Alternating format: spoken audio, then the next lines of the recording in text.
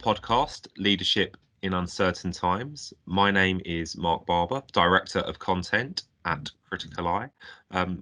We have Matthew Blagg with us, CEO of Criticaleye, and we're going to discuss some of the key themes to emerge from our CEO retreat, which we held yesterday, our virtual CEO retreat, I should add. Good afternoon, Matthew. How are you?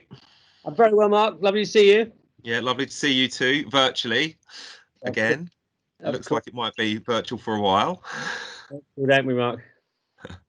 I mean, we had a fantastic retreat yesterday. Lots of interviews, different sessions and panels covering a range of areas from board dynamics to high-performing leadership teams, the importance of purpose and how purpose informs strategy. I think you can see that there is a real challenge around leadership at the moment, and one of the polls that we pulled up was have you doubted your ability to lead over the last 6 months? And 65% of respondents said that yes, they have doubted their ability to lead. And these are divisional group CEOs leading large complex organizations, so that kind of honesty in the response was quite powerful, I felt. But you can see it is tough out there for leaders, isn't it, at the moment? So yeah, curious to hear how you felt about that response. Well, I think it was extremely honest, and I think that says a lot about the members in Criticaleye, and that openness is probably one of the reasons they gravitate to an environment like Criticaleye. What you're seeing is those statistics coming out, whether it's the isolated element that's come out from our research or again sort of doubting yourself, and I think that honesty and it is hugely important. And I think we all recognize you go into leadership for difficult times, but at the moment there's so much fluidity and it's so hard to base your decisions on a changing landscape. And yet that is the role of the CEO, is to make the call, and those calls are hard and difficult at the moment, and you've individually got huge pressure. So not surprised in actually those numbers, but I think the fact that people are so open about it, I think, is revealing. Yeah, and you had a contrast of responses when we talked about that with people, and a couple of CEOs made the point that you take the job because you like the challenge, and this is the time when you are going to be tested as a CEO. So almost from a personal perspective, you could see that some of them want to be in this, want to have the role at this time. But on the flip side, you also saw there was one person who you could see was really struggling with leading remote teams and trying to keep the energy levels up, trying to ensure they were engaging and making sure that mentally and psychologically team members were okay. And you've got the full spectrum of emotions, haven't you, that you're having to deal with? Well, I think that there was a great sentence that was said to me a long time ago when I created Criticaleye, from a CEO who had been worth a lot of money and then was not worth a lot of money when the market changed very fast against him. And his comment was, experience is what you get when you don't get what you want. And I think at the moment there's a lot of people in leadership getting a lot of experience, and that in itself is hugely positive, as long as you can take that forward. I think there's also a time when a lot of leaders will really question whether they're the right person to take the business forward. And I think quite rightly, this is not a short-term scenario, it's a long-term situation. You've got to be looking 3 to 5 years, and you and your leadership team have got to be in the right place. And so you are going to have a lot of people really looking at themselves hard as we get towards the end of this year. And also you've got a lot of people who've actually spent more time with their family than they ever had. Yeah. As things balance out, they're going to be back on planes, back in front of customers. And actually, are they really up for that? So there's a lot of things going on at the moment, and I think that degree of change is just huge. And everyone knows no one likes change. And by the way, leaders like it no more than anyone else, even though they might talk about it. the disruption at this level means massive change. And if you're a CEO, you've probably got there from executing against a plan. That plan, in a lot of cases, now blown up. And so that's a different skill requirement. And for a lot of people, that's hard. And that's why, Criticaleye is so important in this environment. Yeah, absolutely. Because there's a couple of things there. There's because that was definitely a theme to emerge, that you need to be fluid around strategy. You need your short, medium, and long-term goal, and you need to have that flexibility in this environment. But bring it back to leadership teams, because for me the point was made stronger than ever that for a CEO, that strength of the leadership team around them is key, because if you're having to drop down into lots of different areas, that's not really going to be sustainable in this kind of environment, is it? I think there's always terminology that is about you're exposed in this environment. The raw competencies in these areas are key. So there's two bits which around that are so important. The leadership strength in an incredibly difficult environment is huge, and making sure that they can cope and they have the right access points and they're not isolated, hugely important. The second bit, though, is your culture, and I think the organisations where they have a strong culture will almost certainly perform better than ones where the culture is not so positive. And I think that leadership needs to make sure that it takes the right long-term decisions around that culture. And even if you're in a very distressed area, the culture will drive you out. Yeah, and I think it's fair to say that a lot of positives came out of the discussion yesterday, because there was a phrase that was used, that leadership teams shouldn't be looking to snap back to the old ways, that they need to accept that a change has occurred in society at the moment, and that's going to impact on customers, that's going to impact on business models, and you've kind of got to use this as a platform to build and change. And it was one of our board mentors, who's a chair of a FTSE 250 business, was saying that the message within the boardroom there has been to the exec team: we can't snap back, we have to understand how to move forward. And I think that resonated, didn't it, with the audience yesterday? I think that our general view is with leaders where they're focused on 3 to 5 years, and they're looking at this not from the short-term lens, but the 3 to 5 year lens. I think is so important, because you start applying the 3 to 5 year lens, then you're able to take advantage of these changes.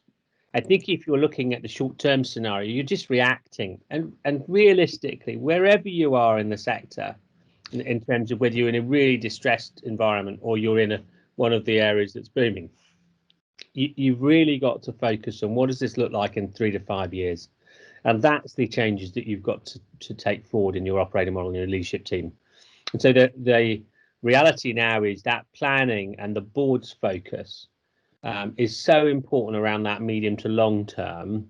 I think if you're coming towards the end of 2020 and you're still looking at whether your numbers are in a certain position, your operating team and your leader and your board are in the wrong place. You've just got to get your head round, where do we want to be in 3 to 5 years' time?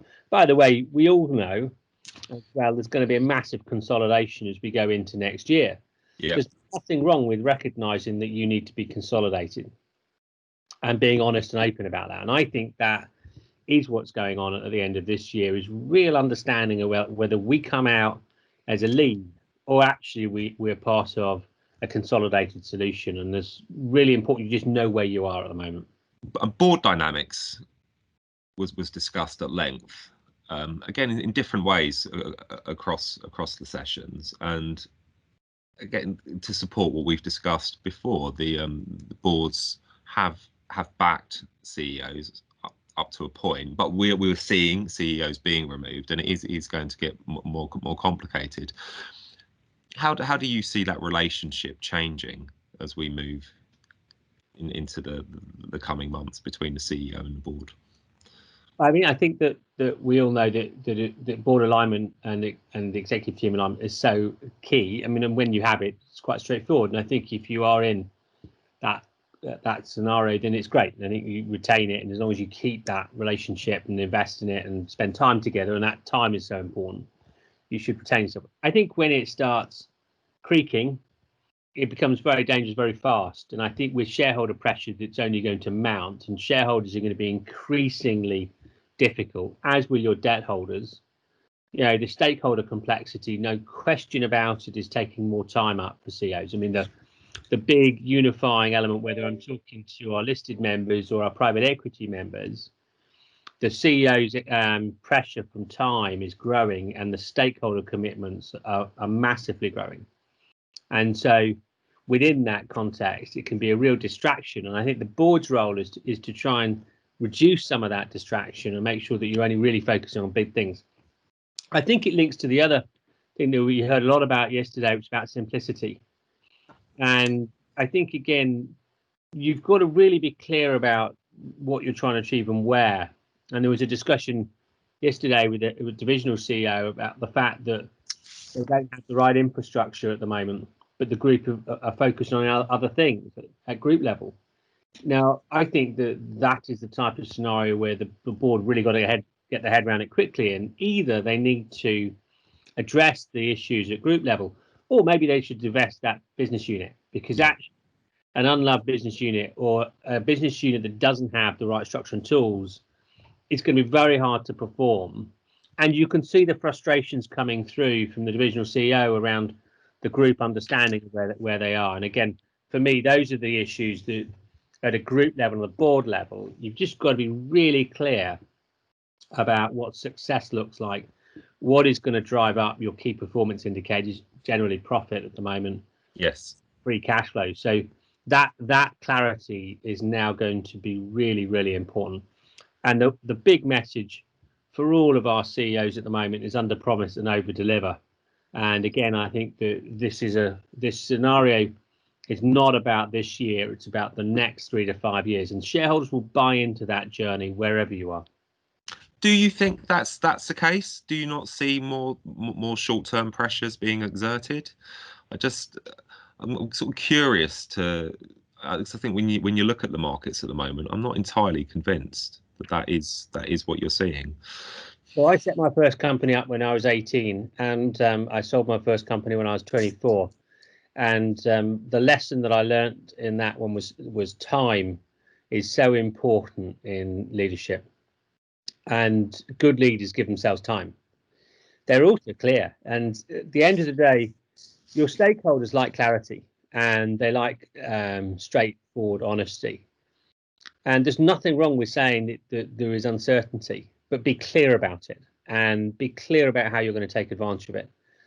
And so, yes, I think that your stakeholders are supportive, but only if you can be very clear why and how you emerge the other side. And because they can buy into that, you've got to give them the confidence that even through that uncertainty that you're able to lead and that you have control of the levers that you need to come out the other side, and then you will get people to buy into it. It's a hard call to make, but the CEO who is straight and clear and able to articulate their purpose and alignment against that purpose will be supported and will be differentiated quite quickly.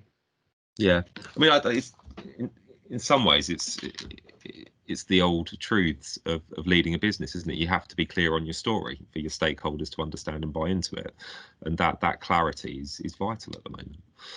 It is, but I think there's a message here to some of the organizations that have been in the winning sectors. Actually, I think in a lot of ways there's a danger for them in this area that is bigger than the ones who are in more distressed industries. Because actually, if you've had a relatively good year and actually probably have reduced costs because of some of the governmental schemes that are around the world, you're probably producing record profits. There's a danger that you do post record profits as opposed to really invest. Now, the sensible ones will make big decisions now about investment and will accelerate the organizational changes. Because the likelihood is that as the markets balance out, your sector will be overexposed again. And so I think it's really important that the winners in this marketplace learn from the losers and don't sit there feeling happy with themselves.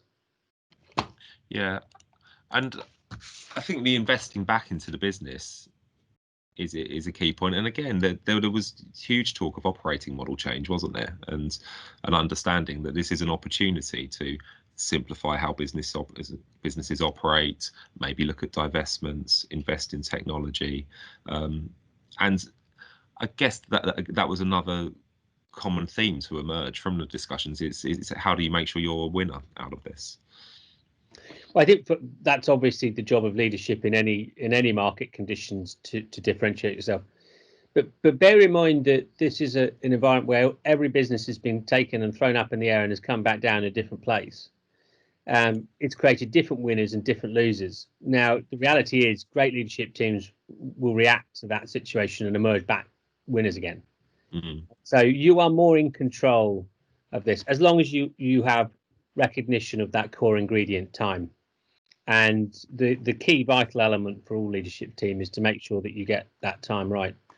I think that the component around organizational change, it's not as easy as it sounds to execute against that at the moment. And I think coming back to that comment about culture, you've got to do that in a way which enhances the culture and doesn't create problems long term in terms of lack of belief. And I think that the bigger issue for me at the moment is how you really lead your people through this and how you're able to harness the strength of your people, even if you're changing a lot of the operating model.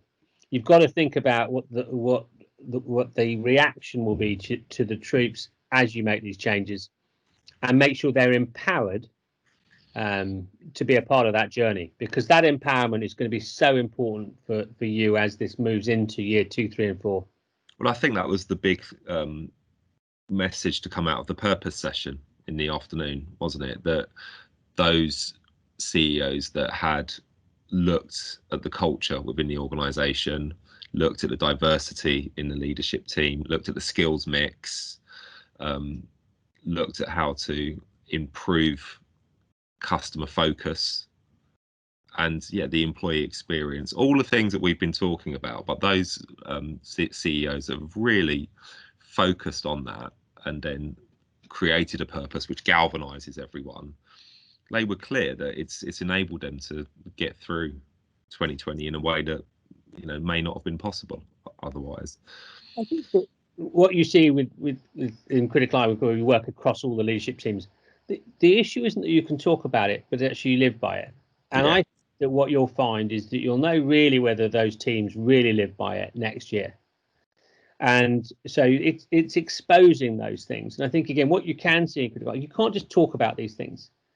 You really do have to have it at the core of the center, and otherwise you'll be unpicked. The element of traditional control is not there anymore. So the exposure that you have as a leader to the reality behind those statements, because I think everyone buys into the macro element around purpose, but the alignment component, the real honesty and the real authenticity, is a lot of discussion about authentic leaders. I think there is a reality that over the next 12 months, you'll have a really clear understanding of who really are authentic leaders and who effectively read a book and regurgitated terms. And so for me, it's that deep DNA of your understanding about what that means. By the way, that also means making some difficult decisions, but making them in a way that's good for everyone. When you say difficult decisions, what would be examples of that in this Well, time? I think generally, when you're talking difficult decisions, you're talking about impacts on people's lives, aren't you? In terms of jobs and that sort of side, and societally. And so the difficult decisions are, reducing things that you do that affect a large number of people. And when you're in leadership, you obviously have the positive driver because you're ultimately employing people and hopefully growing. In a scenario like this, it might be that you have the other side of it, and your job as a leader is to get as much through as possible that supports the future of the organization, but it's how you do it and how you demonstrate that authenticity, that you do actually care what happens to people. That's so very important. And I think the other side of that is the customer component. There's no question that everyone knows you've got to get closer to your customer, but actually that itself is about really understanding them and having a relationship with them. I think is different to just getting closer to them. You've got to lead them, and I think that creates huge opportunity if you do that, but it also exposes you in a way that you weren't exposed before.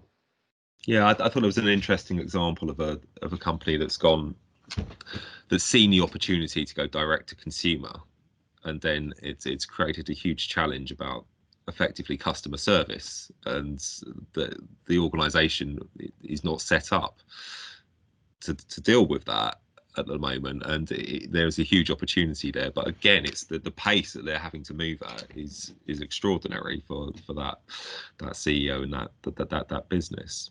And I thought that was sort of indicative of, I think, some of the challenges and opportunities that are out there for businesses. Well, I think that comes back to the sort of the communications piece. I mean, this is an environment where, you know, people are brutal, customers are brutal and direct and straight, in terms of honest in their feedback. And on a positive, you know where you are quite quickly. But there's a huge impact to leaders where, you know, everyone is commenting and marking your scorecard. I mean, generally, you know, leaders are put on a pedestal. In this environment, it's almost turned upside down. Everyone's marking your scorecard as a CEO. Everyone's a customer. And I think for a lot of people, a lot of leaders, you can easily get sucked into a trap of over communication, thinking more is more. Whereas I think it's really important you're balanced. I mean, my big message to leaders at the moment is be calm, don't rush into things. And that's true when you're talking about customers. Customers really want to see that you're balanced and that you understand what you're trying to achieve. You can be honest when things do fail, but be direct. Yeah. Okay. Asia came up in discussions, and I think the way China has responded to the crisis, and seems in many ways to be back to a good version of normal, you would say, in how it's responding. But obviously we have members out in Asia, and there does seem to be a real sense of growth returning. Would you agree with that? I think with China, yes. Regionally, I think it's much more challenged. I think that they've been used to very high growth in the region, and global corporations have kind of had an easy run in a lot of ways regionally. So I think you've got leadership teams that are now having to roll their sleeves up in a way they didn't have to do before, and they are probably used to being able to fly away. It's probably quite traditional leadership styles, which I think is under threat. And I think you've got globally the same issues running through. China remains probably the only market of size that sits outside that in itself.